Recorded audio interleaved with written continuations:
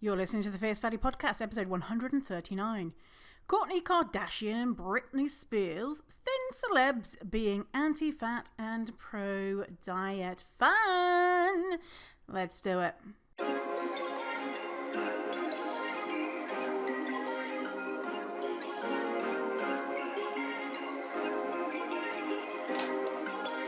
Perfect. Hello and welcome. I'm your host, Vinny Wellsby, pronouns they, them.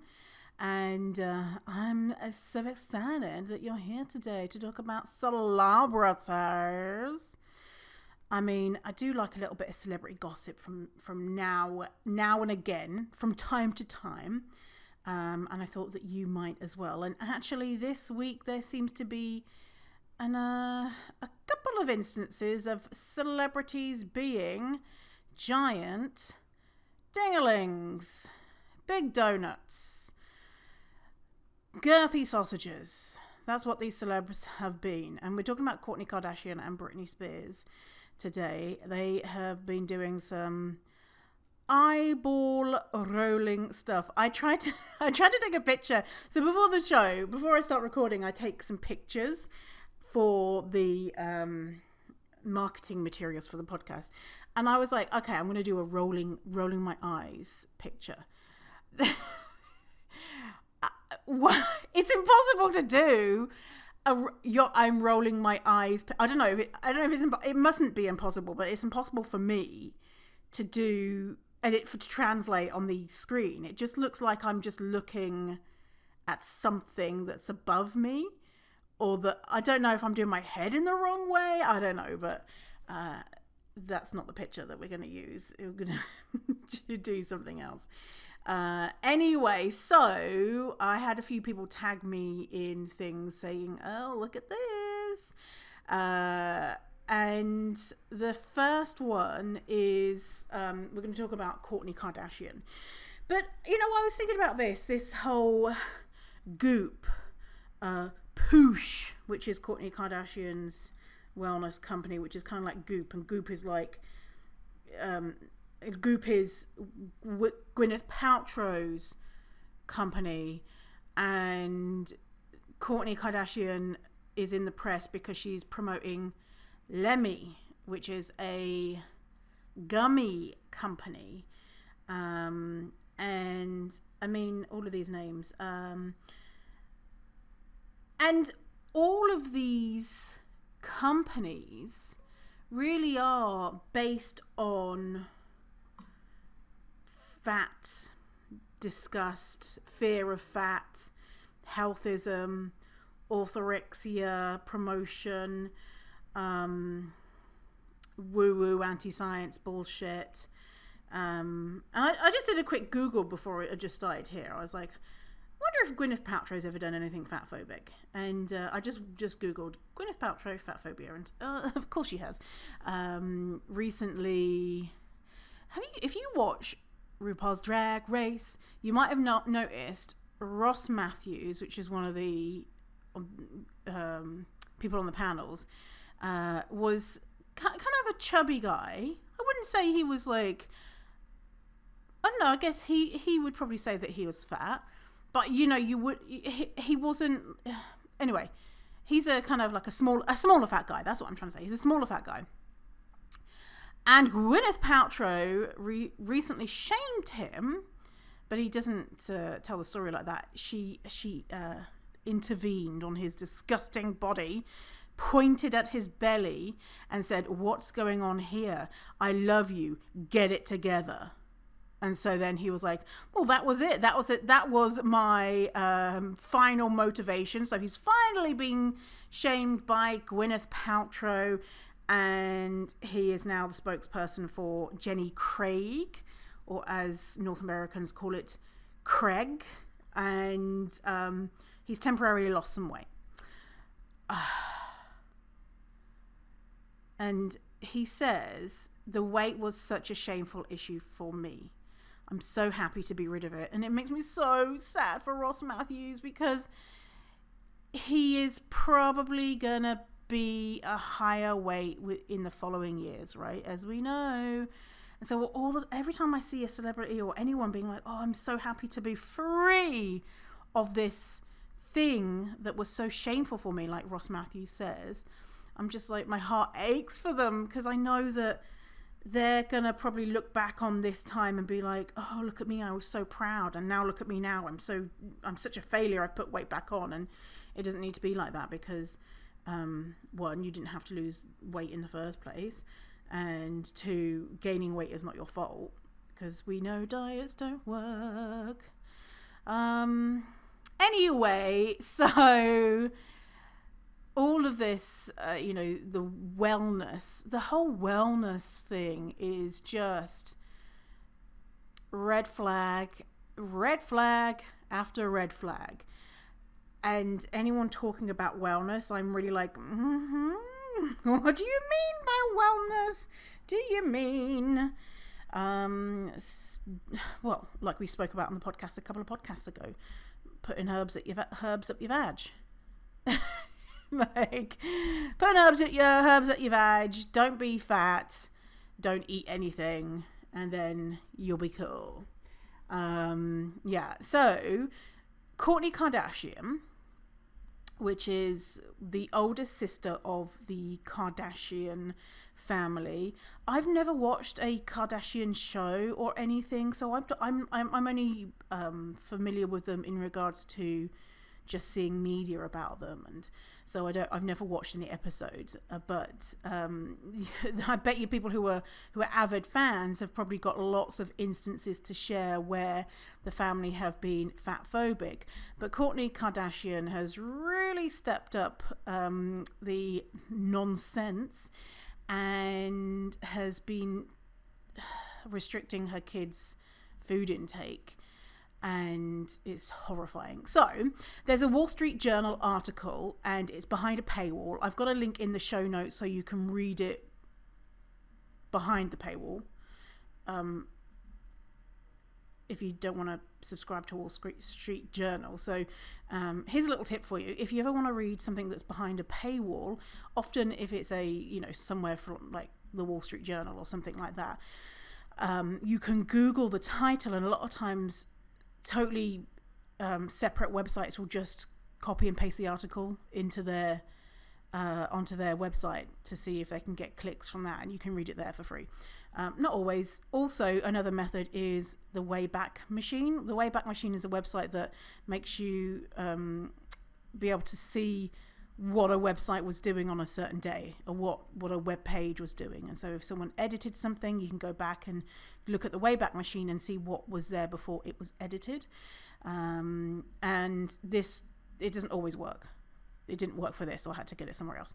Anyway, I've done that work for you. Go to the show notes, fitfight.com/139, and it links to that article. But let's go to this first article, which is Kourtney Kardashian has been accused of projecting an, quote, obsessive and, quote, unhealthy relationship with food onto her kids after revealing what she restricts them from having in a controversial interview. And so this is a roundup from BuzzFeed on the interview in Wall Street Journal, and it's so.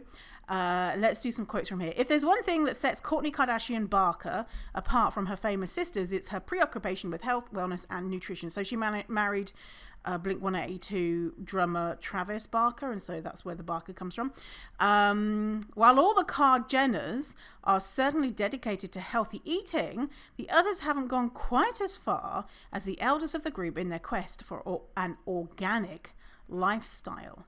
Kourtney is meat-free and follows a mostly vegan diet, and she has tried everything from keto to intermittent fasting over the years. She's also been public about her decision to cut out gluten and dairy and sugar from her and her children's lives. I went and read that article as well, and I'm going to share bits from that about her decision to begin fostering eating disordered eating with her kids. The star is mum to 12-year-old Mason, 10-year-old Penelope, and 7-year-old Rain, all of whom she shares with her ex, Scott Disick.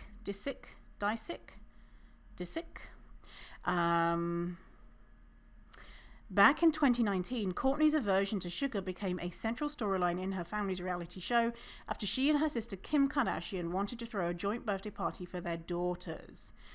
Kim's oldest child, North, and her cousin Penelope wanted a Candyland-themed party, and Kim was left stunned when Kourtney didn't want there to be any, quote, junk food at the event. And they've got a picture of these kids, and they're all dressed up in like beautiful rainbow colours, and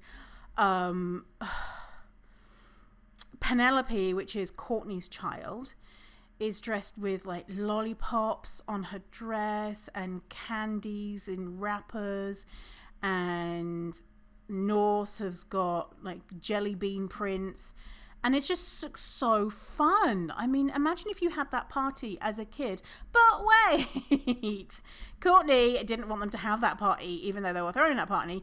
Kim said at the time, Kourtney has this vision of no sugar or no disgusting chemicals in candy. It's like a completely sugar-free, gluten-free, party-free, fun-free zone, because Kourtney has decided that. It just doesn't make sense, and it really wasn't the theme of what North and Penelope wanted for their birthday. Yeah, I mean, hello, thanks for ruining the party. But Kourtney did not back down and argued, I can't believe that Kim isn't willing to compromise at all, and that she doesn't feel guilty about giving not only her kids and my kids, but all of these kids that are coming out to party so much junk and candy. It's such a dated vibe to be like that. And when I heard that, like, it's such a dated vibe to be like that, I thought that was really interesting, because a lot of people are like, oh well, we're so good with nutritional science now. Now we know, like, that we're eating these things that are terrible for us, and when previously. We just didn't know. And she says, I'm going to read it out in a little bit. She says, my parents fed us terrible food. And I think that's the theme of a lot of these wellness communities is that now we have the science, we can do better and feed our kids air and dust so that they are their healthiest selves. But the reality is this rhetoric goes back hundreds of years, and these ideas about sugar and chemicals and palatable foods being bad is really, really, really well established in our culture, and is not anything new. Like, the dated vibe is not allowing your kids to have a fucking birthday party with candy. Can you imagine? Imagine if you were invited to a birthday party now and the theme was Candyland, and you're like, fuck yeah, there's probably going to be some cool candy there, I'm going to just, eat some nice candy, and you turn up and Kourtney Kardashian is running it, and she's all about, she finds candy that is not candy and has nothing in it. She talks about this candy that she finds, which is like, fucking not candy, and healthy versions of candy. It'd be so devastating, right? And imagine if you were a kid and you got your friends from the neighborhood coming around, you're like, got a fucking candy party happening, and then they turn up and it's like, oh, here's some frozen grapes. Grapes are the candy of the fruit world. The kids are gonna be like, what the fuck? Give us the good stuff. We're not here for your frozen grapes, thank you. Okay, so continuing. She added at the time, there's just better solutions to things instead of your dated candy that's literally food coloring that gives people diseases. Food coloring does not give people diseases. In the wellness communities, we've seen people say that it gives you cancer, that it causes blood clots, that it causes ADHD. And I don't know. Just an FYI, it doesn't. We don't have any evidence to support that stuff. If you're really interested in unlearning that type of stuff around like chemicals and food coloring and preferences for quote natural food coloring and all that type of stuff, go to Food Science Babe on Instagram or TikTok, and she is a food scientist and she debunks all of this stuff. And it's all just fear mongering. It's all just people not understanding food and being frightened by things like GMO or, you know, preferences for organic, and thinking that sugar is basically, well, what we heard in another episode, basically a very harmful drug. And it's not. So, continuing, and this has been a common theme ever since. In one viral moment from Keeping Up, Kourtney sniffs a donut that she refuses to eat and says, "I can't eat this," but how exciting it is to smell it. Oh man, like that really harps back to all of those days of joy that I missed out on when I was in my dieting stuff, where it was like this huge temptation of this thing, but I was so like disgusted at the thing that I was having a temptation around, which is, when I say temptation, it's like a natural thing. Of course, I was denying myself. And it just ruins so many different things. Like, she could have just had that donut and just been like, oh yeah, that was nice. Whatever, no big deal, you know. Continuing, the mindset has also carried over to the family's new reality show, The Kardashians. When season 1 launched earlier this year, a major storyline followed Kourtney and her husband Travis on an extreme fast. The Ayurvedic cleanse saw the couple abstain from sex, caffeine, alcohol, and sugar.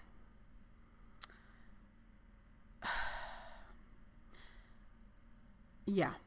No, we don't. By the way, we don't need to do cleanses.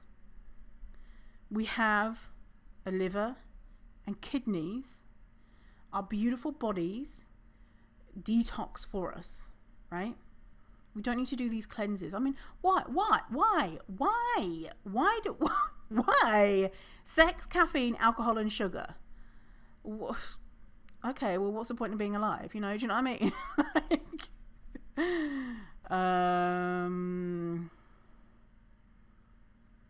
As a result, Kardashian fans are understandably well aware of Kourtney's extreme dietary choices, but a new interview has sparked backlash after her comments left readers concerned that she is projecting an unhealthy relationship with food onto her 3 children. I mean, shit, why hasn't this come up already? Of course she is.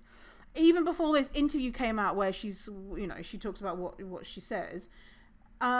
If you're doing those things, your kids are seeing it, right? It's like, oh, you know, why are you drinking that? Why are you not eating that? Why are you exercising every single day? Or why are you, you know, all of this type of stuff. Your kids are going to see it. There's no way that her kids have never been exposed to this shit already.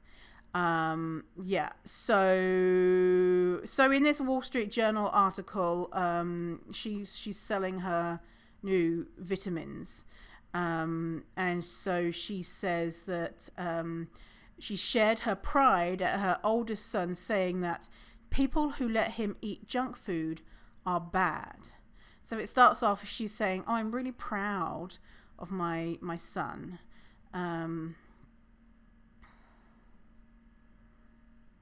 because he kind of confessed to me that he was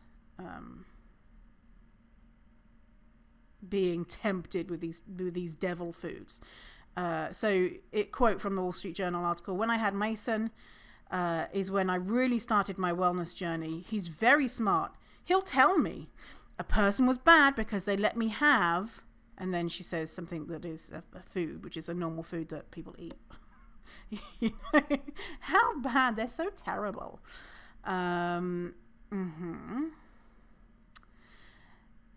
So continuing, let me pull from the Wall Street Journal article. In recent years, she says that she's taken up to 30 supplements a day, and she says, quote, I know, whoa. I mean, we don't often we don't need to take supplements. Like people, like the supplement industry is just like, fuck yeah, we're just gonna get people to take these supplements that they don't need, and supplements at a way higher rate that we need. And sometimes you do, like I take vitamin D because my doctor said I was low. In the past, I've taken iron because my doctor said I was low. If my doctor said, hey, take a all-round whatever vitamin or supplement or whatever, I'd go do it.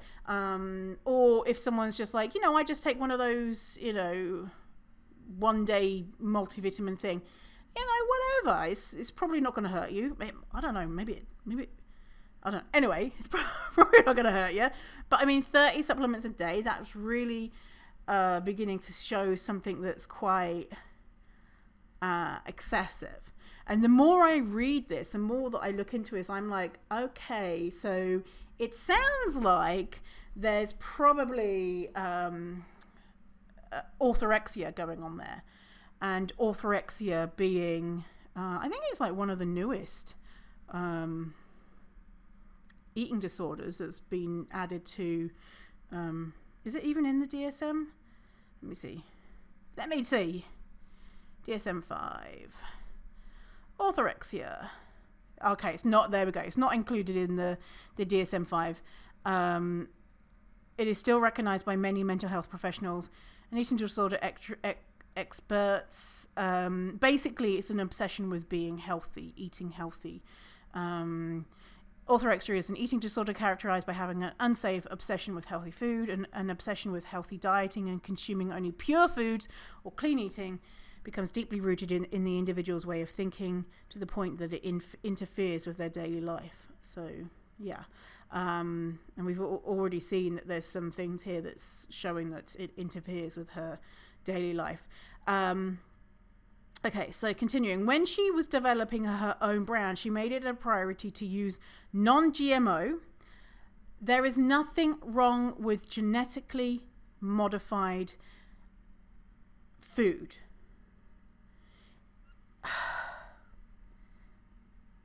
There is nothing wrong with GMOs, okay? There's no evidence to show that they're harmful. There's no evidence to show that non-GMO foods are better. Yeah. Vegan, as I'm continuing, so she made it a priority to use non-GMO, vegan, gluten-free, gelatin-free, ingredients that don't include corn syrup, artificial colours, flavours, or sweeteners. And she had the formulas muscle tested. Muscle tested, you say? I've not heard of that. No, no. An alternative medicine practice, okay, red flags, that aims to locate weaknesses in the body and to diagnose food allergies and other deficiencies on herself. Muscle testing is controversial in the medical community, which cites a lack of evidence of its efficacy. Blood work is generally the best way to assess nutrient status, says Katie Kissane, a Colorado-based registered dietitian and nutritionist. So what they do, this muscle testing, they put the food item in your hand and this person will be like, no, this one's not working for you because it's got an artificial ingredient in it. And then Kourtney Kardashian says, oh my goodness, no one in my family can eat this thing anymore because I held it in my hand and someone who is making lots of money from me is telling me that it doesn't work. It's not good on my muscles. It's just, oh my goodness, it's so silly. Okay, so Lemmy is Kourtney's second brand in the lifestyle category. In 2019, she launched a website called Pluuuuus that publishes advice on fitness and nutrition as well as product recommendations. I do not want to be getting any product recommendations or nutrition fitness advice from Pluuuuus or Goop or any type of wellness place that I know is anti-fat and pro-diet. Yeah, so the interviewer asks her, was wellness part of your life when you were growing up? She says, it was the 80s. We had really unhealthy food in our house. in our house. And then she lists out these quote unhealthy foods, and I'm like, that just that is just food, you know. That's just food that the kids and families eat, you know. She's positioning these very normal things as unhealthy, like, oh my god, basically it was the 80s and we were wild in the 80s, we just ate anything, you know. The interviewer asks, what's the most extreme thing you've done on your wellness journey? And she said it's that cleanse that we mentioned again, and which she says she's going to do again. And also we mentioned that no caffeine, no sex, all that type of stuff. And also you've got to eat really clean, strict diet, and do it for 5 days. And so, you know, all of this clean eating, it's a manifestation of white supremacy culture, really. The clean eating foods are just really white, or foods that have been co-opted and stolen from other cultures, whitewashed, and then served up as these mystical foods that will cure all illnesses, stripping them away from the ways that they've been used within cultures where they're from. And there's nothing cleaner or dirtier about any food. And you know, like the I don't know if you've seen the Dirty Dozen. There's this thing which is people coming up with 12 fruits and vegetables that are called the Dirty Dozen, the worst that we have to have as organic because the pesticides are so awful that you shouldn't eat them. It's all made up. It's all bullshit. By the way, organic food uses pesticides. Anyway, want to know more about that? Go to Food Science Babe. She'll talk to you about that. Okay, so the interviewer asks also, anyone who influenced you? And she says, yes, when I had my kids, I started taking it more seriously. I find that interesting because often having children, being pregnant, being postpartum is a big trigger for body image issues, right? And so we see that a lot of post-pregnancy really wanting to be the person that they were before. And so Nicole Richie steps in. Nicole, I happened to mention her last week on the podcast, sidekick to Paris Hilton. Paris Hilton, who famously wore the t-shirt that said stop being poor, unironically. I mean, it's kind of funny if you were poor or something and you were wearing it like ironically or something. I don't. Still, it's fucked up. But Paris Hilton, who is rich from being born into a rich family. Anyway, Nicole Richie, Paris Hilton's sidekick, really helped. She was one of my only friends who had kids before I did. She was like, you have to buy this book, Super Baby Food. And it was all about making your own baby food. It taught me about organic products, and honestly, it changed my life on how I started eating. And then it was a snowball effect. You can't unlearn information, right? By the time I was pregnant with Penelope, I was fully in it and doing different kinds of cleanses. I did a blah, blah, blah cleanse and all these different things I was getting into really changed my life. Something that I see often, and you'll probably see this a lot, is when people are talking about how they have an eating disorder or they engage in disordered eating, but they just want to pass it off as a normal lifestyle choice, a normal, like, I am just trying to be healthy, they will sprinkle in times when they have been, quote, bad, to illustrate that it's all about balance. And that line, it's all about everything in moderation. It's all about balance. Sometimes, you know, I look at pictures of sugar. So, you know, sometimes I'm really bad. So she says it's definitely about moderation and being kind to yourself. If I'm going to Cabo, I'm definitely drinking margaritas and having chips and guacamole. It's all about the balance. And I'm like, really? Really? What are the chances those margaritas are 0 sugar? Fucking no carb, no gluten, no GMO, no etc, etc. Same with the chips and guacamole. How many chips is she eating? Probably like, I don't know, not a lot, and she's probably doing that only in Cabo. Like, why is it that we need to say the only time I'm allowed to have a margarita and have chips and guacamole, which is just a normal part of a diet, is when I'm on vacation? I'm so balanced. I'm so balanced. Yeah, no. Yes. So the most egregious thing is what she is doing with her children. Okay. So this is like the last questions is the interviewer says, thinking of a childhood of these foods that she says are unhealthy, do you think your kids are deprived of something by not letting them have it? The answer is yes.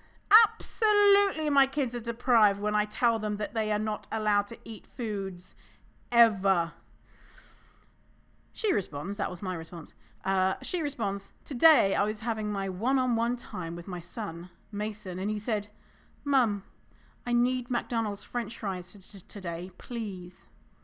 I don't know if he said it like that. Mum, please, Mum, I need McDonald's French fries today, please. It's been a year since I've had it, he says.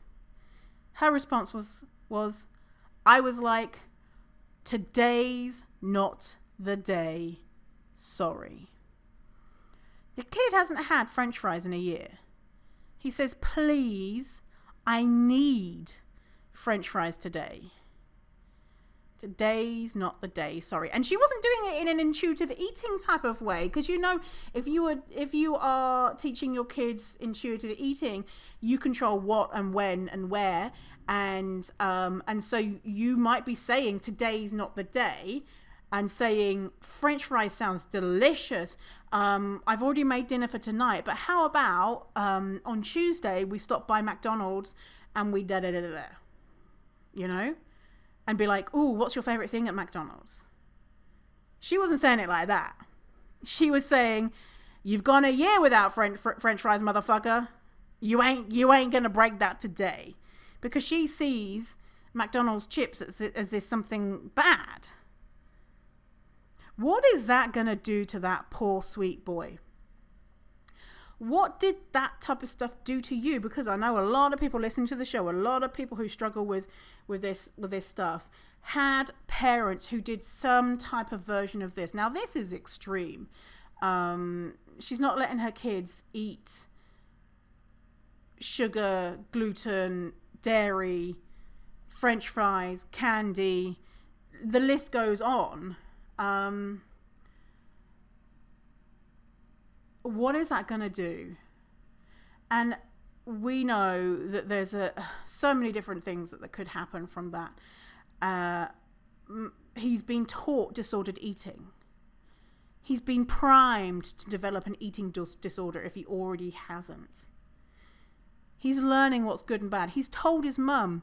He's confessing to his mum, who is deciding what is good and bad. Someone tried to give me something bad today, mummy. And then the next thing she talks about him, he's asking for some fries. Not today. And if he is asking for some fries, I wonder, how much shame is he currently feeling around food? If he knows that this food is bad and he's saying to his mum, oh, I'm telling you what happened because I want to be, I want you to love me and be proud of me. And then he's then confessing that he needs some fries. how much did it take for him to get there? How much shame is he already feeling by asking that question when he knows his mum is going to say no, and she says no? What is that then going to do? What happens when he's with other people, with other families? Does he then is he able to access fries, or is his mum monitoring him? And she says as well that they don't eat out very often because she wants to control what the family's diet is. And so what she says about the other article about how she stopped her kids from eating gluten and dairy, and so she says it wasn't a necessity the way it is for many people. So she's saying it's not because we had some type of allergy or something. And she says, I kept battling with myself back and forth. Like, why am I doing this diet? I've always felt fine before when eating dairy and gluten, but I do believe that we only have one life to live, and I would like to live it feeling my best. And so she says, I've always felt fine eating dairy and gluten. And so it sounds like, maybe like an ED voice, or the rational side of her brain is like, why would we need to do that? Everyone's fine having dairy and gluten. But then that shaming, that diet culture, that fat phobia, that pressure took over, and she says no, that fear, what she's feeling of what could happen to her kids if they eat dairy and gluten. And she says, I've noticed a great positive change in behavior with my children when we stick to a gluten-free and dairy-free diet. Yeah.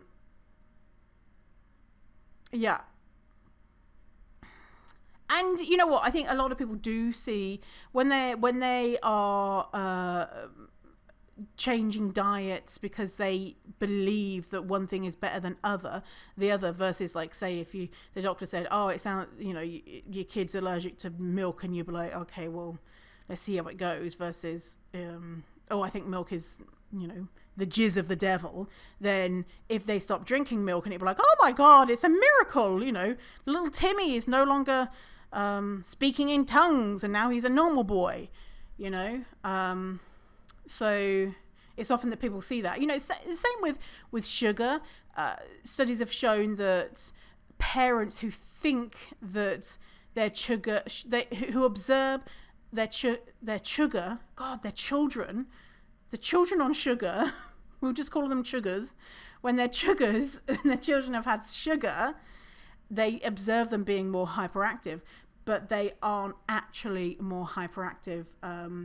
Or they say they've been told that they've been given sugar, and their parents were like, yeah, I know they've been given sugar, look at them, they've gone wild.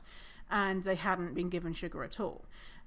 So it's, I think, a lot to do with our perception, and as well the way that we talk about sugar. Like, you're getting this thing that's so fucking special, and it's going to make you mad, and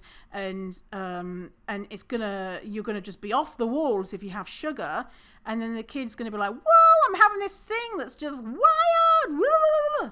And then do we think that they're going to be, bouncing off the walls? Probably, if they're getting this secret drug, Yeah, so she says it's been an adjustment for her kids. But some meals are easier than others. She talks about what they eat and what she eats.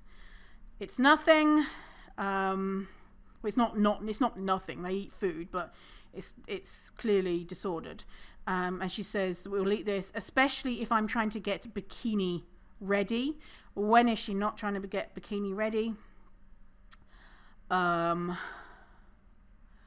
Yeah, and again, she ends it with, of course we pick our battles, and I do let the kids have popcorn at the movies and a churro at Disneyland. There's that thing, like, his moderation. And what does that look like, of you know, oh, you can have one kid's popcorn thing between all of you, but no butter on it, and make sure that this and you're not allowed anything else, and a churro at Disneyland. Like, surely Disneyland is meant to be like a place where you have loads of fun and joy. Like, are they eating out at Disneyland? Are they having food there? Probably not. They've been allowed a churro. You know, maybe that was one time in 2001 they were allowed a churro, and 2001 was more than 20 years ago, so that doesn't make sense. But time's weird, right? You're like, where, you know, 2000 to 2020, you know, which was, you know, like 2000, which was 10 years ago, but it's not. It's 22 years ago. Anyway, so that's fun. That's Kourtney Kardashian. What do we think is going to happen with the kids? I think, okay, so if we think about everyone, you know, that's been raised by a parent like this, and I think this is kind of extreme. And you've got the other complication of them being in the public eye. And the oldest kid there, he was born on telly, right? I know this because of the research I've been doing. I know too much about the Kardashians now. And that is hard. Can you imagine if you grew up on telly to like the most famous family in the world? Oh, that would be mortifying. If I had to look back at me... You know, oh, you'd be like, oh God. Anyway, so this is complicated. And so what do I reckon that's going to happen to the kids? Disordered eating. Well, they're being taught disordered eating. Could it go into a full-blown eating disorder or multiple eating disorders? Sure. They're going to be living in a ton of shame and guilt. They could really deeply believe this stuff, internalize this stuff, and continue on the legacy. They could have kids and do the same. They could discover anti-diet and fat positivity and be like, Mum, you really fucked up. And in 20 years time, Kourtney's kids being on Oprah Winfrey saying, you know, my mum fucked me up because of the way that she made me eat. Maybe it doesn't affect them. Maybe they have other influences in their lives where they're able to, you know, like Kim standing up saying that it's weird. Let the kids have a fucking birthday party. Maybe they have influences that are like, this is, you know, here, come round aunties and have some food. But then maybe it was Kim that gave the son, quote, bad food, and he was dobbing on Kim. Yeah, because she says as well in the articles, she's antisocial. She doesn't see a lot of people. The people she does see is family. So it's probably one of the family members who tried to give them food. That would be me. That would be me. I'd be like, come round my house. Oh, are you hungry? Should we go to McDonald's? And let's go to the movies and let's do this. And, you know, then they'd probably be like, Mom, Pibbling Vinny gave me McDonald's. And then I'd be banned from seeing the kids. Yeah, fun. So, all right. So Britney Spears has done something. She made a post. This is what it says. This is on Instagram. I found this. So it's a quote image. I found there was only one way to look thin. Hang out with fat people. Oh, Britney. I like Britney. I've always just thought, you know, she's this, you know, cheesy queen, you know? And she sings kind of funny. And she's got some good tunes, you know? And she's gone through this terrible experience. She's obviously got a lot of mental health struggles. So I have a soft spot in my heart for Britney. The caption that goes with it. I wish I could have chosen the nannies for my children, my dancers. I mean, if I had Christina Aguilera's dancers, I would have looked extremely small. I mean, why not talk about it? Don't you think my confidence would have been a bit better if I could choose where I lived, ate, whom I was on the phone, dated, and who was on stage with me? It's hard sometimes now. I see how much of my womanhood was stripped away at that time, and every person sat back and didn't say a thing. Anyways, I will be here talking about things people never talk about. I roll, I roll, I roll. In the comments, I was tagged in this post. In the comments, everyone is... one person is doing claps. Gretchen Rossi, whoever that is. But then the rest of them, damn, whoa, queen, no, yeah, no. Oop, this is far from cool, Brit. Someone says Christina's backup dancers seeing this like, and then it's got the eyes emoji. Someone saying, please delete this. Someone else says, love when my skinnier friends only hang out with me to feel skinny.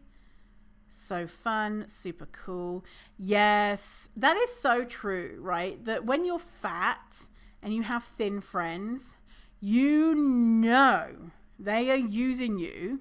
You know, when we're younger, hopefully you don't have these friends now. I don't have these friends now. But when you're younger, when you've got shitty friends, you know they are using you and looking at your body being like, they make me look good. I'm not as fat as them. At least I'm not as ugly as them. I used to always be hanging out with, I would always have like a thin sidekick. And that thin sidekick would always get the boys. And I'd be like the funny one who would, you know, be like, oh, my friend fancies you, knowing there was no chance in hell any of the boys we were talking to would be interested in me because I had the thin friend next to me. And that really boosted their confidence, my thin friends, right?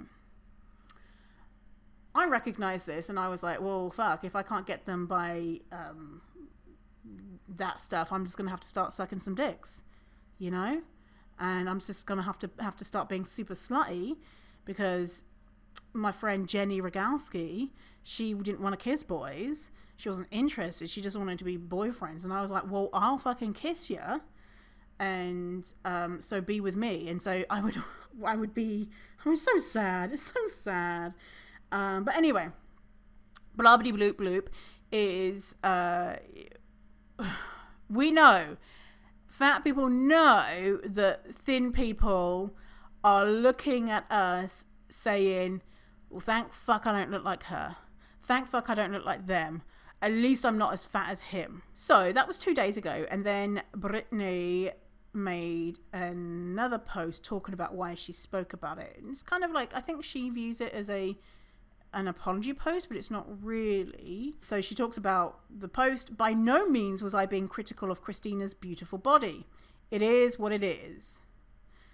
Well, I don't think she was being critical of Christina's body. She was talking shit about her dancers. She was saying that her dancers were, if I had had Christina's backup dancers, then I would have looked very, very thin, is what she said, right? Saying that Christina's dancers were fat and made Christina look thin, maybe when she wasn't thin. So maybe she was kind of in a way, well, I mean, she's saying that she wasn't, but, you know, Christina unfollowed Britney. So Christina obviously was like, I don't think so. Britney says, I flew to see her show once, and the main thing I noticed was the difference of people on stage. By no means did I even mention Christina. Look at my post. I was inspired by her show, and she's a beautiful woman of power. Thank you, Christina, for inspiring me. To be honest, I'm not trying to be critical of anybody. What I posted is a projection of the insecurities I deal with all the time as a result of how my parents and the media have treated me. I would never intentionally body shame anybody because I know what it feels like. I struggle with this because of how I feel about myself, not because of how I hate how anybody looks. I feel like my family knew I was insecure and people were trying to purposefully feed into this insecurity by not letting me have a choice in the people who were on stage with me. I appreciate you all for being understanding with me as I figure out this new life I'm living. Yeah, so I don't think Britney is intentionally being like, I'm gonna fuck with the fatties today. But also Britney is, one, struggling with mental health, two, has had a hard time of it. And And also the same as a lot of people living in a society that hates fatness, is pro-diet, and she's a public figure, right? But also that doesn't mean that it's okay for her to be fat shaming. I mean, literally, there's no if and or buts of this. She was saying, if I want to look thin, I need to hang out with the fatties because they make me look better because they are less attractive, right? Well, then she wasn't saying they're less attractive. They're fatter, right? I don't think it's okay. But I think this is I think just the undercurrent of a lot of celebrity culture. A lot of the I'm selling shit your tea pills and them getting performance ready, which means that they need to lose weight. And like Beyonce, I love Beyonce, and I was so disappointed when I watched a documentary on Coachella, and she was saying about everything that she did for Coachella, and it was basically like eat no food and work out loads. And I was like, no, Britney, you need to Beyonce, you need to eat food. You were doing this athletic performance which is hours long. You need food. You need food anyway. And I think that it's just so normal, and also it's not okay. And I think celebrities have somewhat of a duty to try and unlearn this stuff. And I think most of them, a lot of them, not all of them, but a lot of them keep that stuff to themselves of their anti-fatness, but a lot are working on it. Like in the same breath, Beyonce was saying that about her Coachella performance, but then she also had fat dancers. When I was watching, because I watched the performance first and then I watched the documentary, I watched the performance and I was like, oh my God. There was like, I think about 3 or 4 fat black dancers. Now there was small fat, but still there was that representation there, and it was fucking amazing. But then Britney's talking about having to lose weight by not eating anything before her shows. And she didn't say I'm not eating anything. She was like, I'm eating exactly what Kourtney Kardashian was saying, chemical free, which is, I'm just like, oh, if you really want to be chemical free, yeah, you're going to have to stop breathing, because oxygen is a chemical. Everything is a chemical. Lordy. Yeah, so that's fun. I tell you who a celebrity is great. Matt McGorry, John Bennett in Orange is the New Black, Asher in How to Get Away with Murder, and most recently he was in Archive 81. And he recently shared he followed me a couple of years back, and I was just like, oh my God, cream in my pants. And then he has shared my stuff a few times, and yeah. He's fat positive. He's great. I love him. And he has gone through his own journey of being a personal trainer, being a bodybuilder, being a Hollywood actor, where he wrote a Medium post where he talks about the lengths of his disordered eating to get ready for being shirtless in Orange is the New Black, and basically doing the same things that a bodybuilder would do, not drinking water to become dehydrated so his muscles popped more and things like that.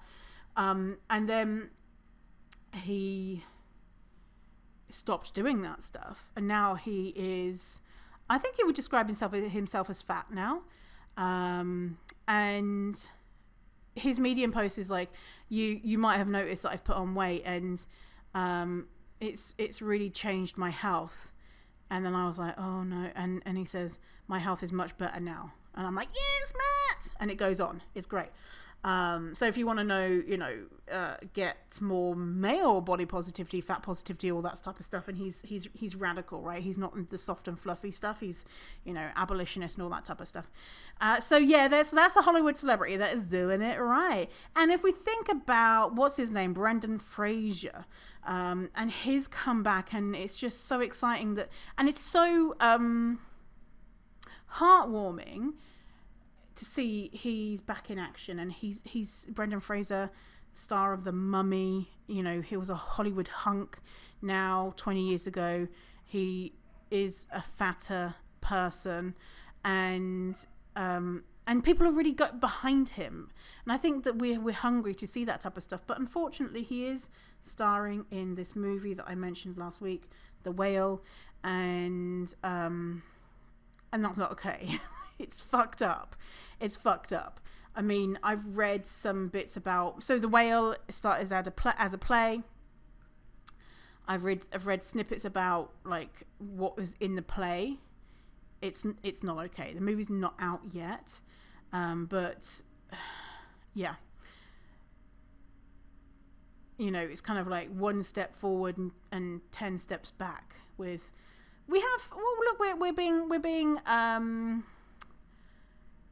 including a fat celebrity. You know, we're so inclusive and kind. But we're casting him in a role where we dehumanize him, and more importantly, he's wearing a fat suit because he plays someone who is 600 pounds, a super fat person. We are dehumanizing super fat people. And I want to read a little excerpt from, so Comfy Fat wrote, Comfy Fat on the Instagrams, Jay Aprilio. They are trans, non-binary, use they them pronouns. I'm just going to read this a bit from this piece that they wrote on their website. I'll link to it in the show notes so you can read the whole thing.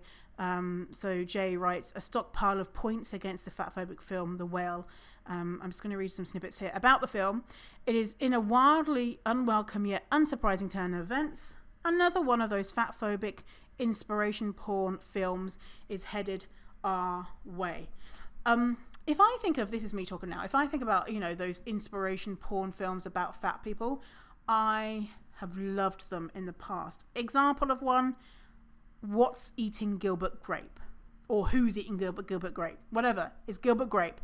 And the story is about the mum is so fat that the house is collapsing underneath her. I loved that film.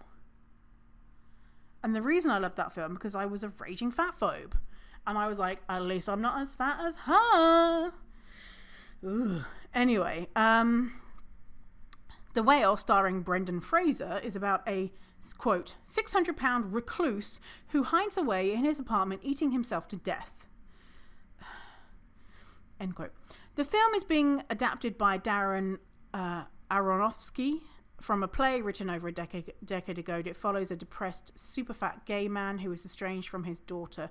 The synopsis alludes to a transformational end in, you guessed it, life-changing weight loss. The play states that the main character has one last chance at redemption, because him just being alive means he doesn't have redemption. Articles boast that the film ends with a transcendent epiphany and a feeling of hope.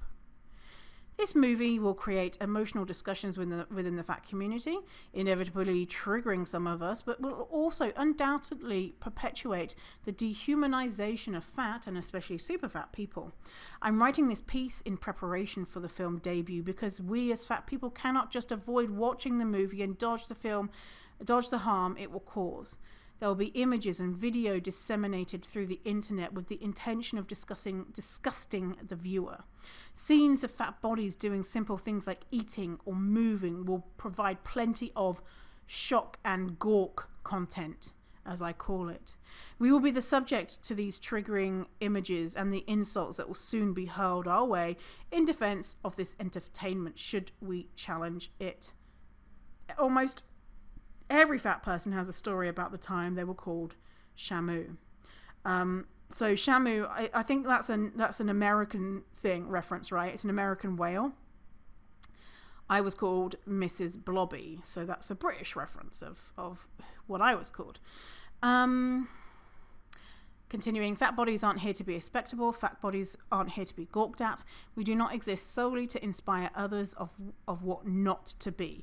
We don't exist to show you that our bodies can be overcome. Fat people are all each individual, complex and dynamic human beings. And so then Jay goes on to this great list talking about the reminders and challenges in critiquing the narratives in this movie. So go to the post to read all of them. And so, things like nothing is as simple as eating themselves to death. It is not a lack of discipline that would lead to someone to use food as a coping mechanism to the point they make themselves sick. There are socio-economic, societal, systemic, and chemical reasons this could happen. Eating disorders are real, and yes, fat people can have them. And yes, fat people can have other forms of eating disorder that involve restriction and starvation. Yeah, so basically this film is about someone who has an eating disorder and mental health issues, and it's kind of like, look at this loser. It's so fucking ableist as well as fatphobic. So go check that out. They're just ending with the ending paragraph here. Does the thin majority think that the root of our fatness is that we are not evolved enough to know how to be thin? They believe we lack understanding and discipline. How convenient to deflect responsibility for the fatphobic ideals they themselves perpetuate. What better way to inspire them to set the precedent that fat people are beyond repair, and then to tell a story of the miraculous epiphany that brought a super fat to the super thin light. It's inspiring because it is a lie. Nothing is that simple, and you can't help hate yourself thin. Thin people applaud themselves for believing this big fat lie about big fat people. When they do it, it only subjects them to being further duped by capitalism, diet culture, and ultimately upholding white supremacy. That doesn't serve anyone now, does it? Remember, my fat reader, you are valued, you are complex, you are more. Beautiful writing from Jay. I don't think I've ever read any of Jay's blog posts before. Just their Instagrams. I saw that and I was like, yes, this is great. I wanted to share it with you.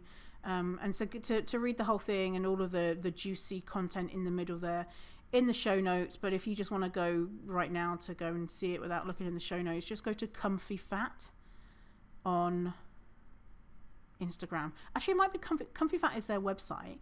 I think it's Comfy Fat Travels. Let me double check. Yeah, Comfy Fat Travels. And they are dating Carissa Enneking, Fat Girl Flow.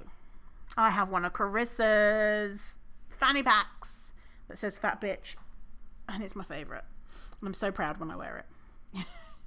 I want as much fat merch as possible because I've never been able to find a as we call it in England, a bum bag, because they're all too small.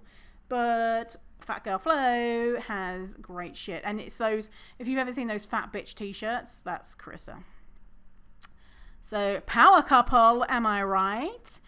Okay, well, I think that's everything from today. So, hope Britney feels better and unlearns her fat phobia, and I hope Kourtney does too, and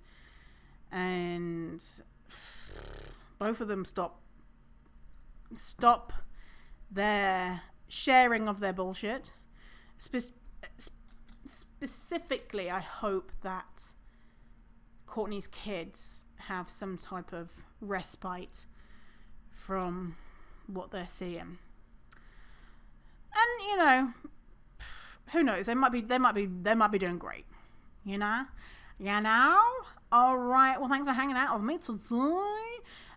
Links for everything we talked about today. fiercefatty.com/139. If you forget the episode number, just go to fiercefatty.com/podcast. And I'll see you in the next episode. Goodbye, Fierce Fatty and allies. See you in the next episode. Goodbye.